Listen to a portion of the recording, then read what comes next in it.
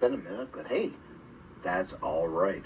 Now, today is a very special video, and the reason is the repairs I do are very limited. It has been only really my equipment, and I have still not had time for that. But Mr. 21, now you know him on the bands.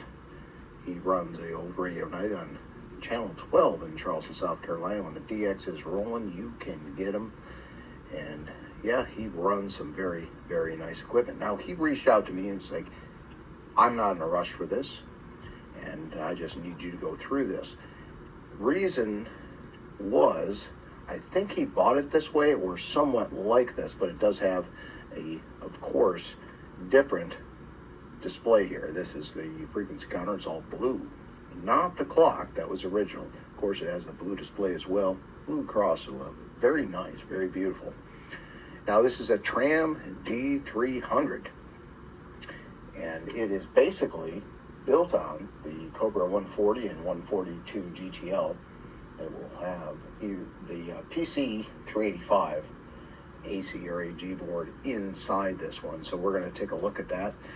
But he had this radio when he got it, or however he acquired it. It had a channel board kit on it. Now, not the flip switches and all that stuff, but it was similar to this. And I have that over in the side there. That's the box for this. This is the only the one I have here. But as an example, it's a Redco.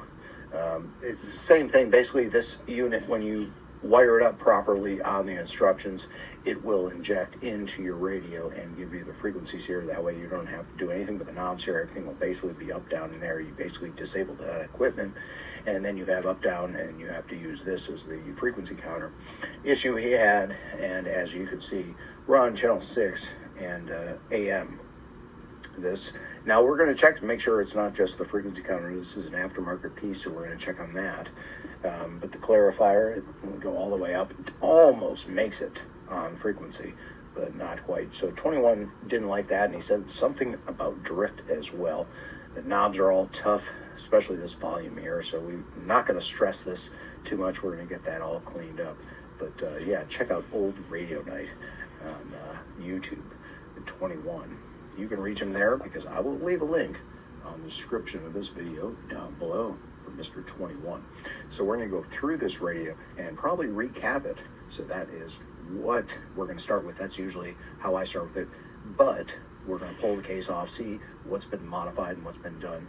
We're seeing this move around a little bit. Maybe it's on transmit, maybe it's on receive. So we're going to start doing test equipment stuff. However, we've got to get this on frequency for Mr. 21. So we'll be back in just a little bit.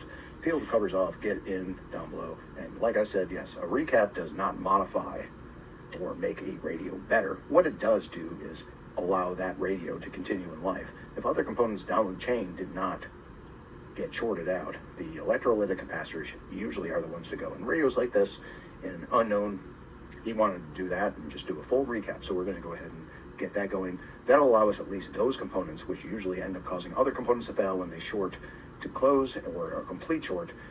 They don't. So we're going to start there, work our way through, see what's going on with this radio. But yes, this is a beautiful Tram D300 and Mr. 21. But yes, I only do some very limited repairs. So this is one of them. So Eric Texas, we'll be back.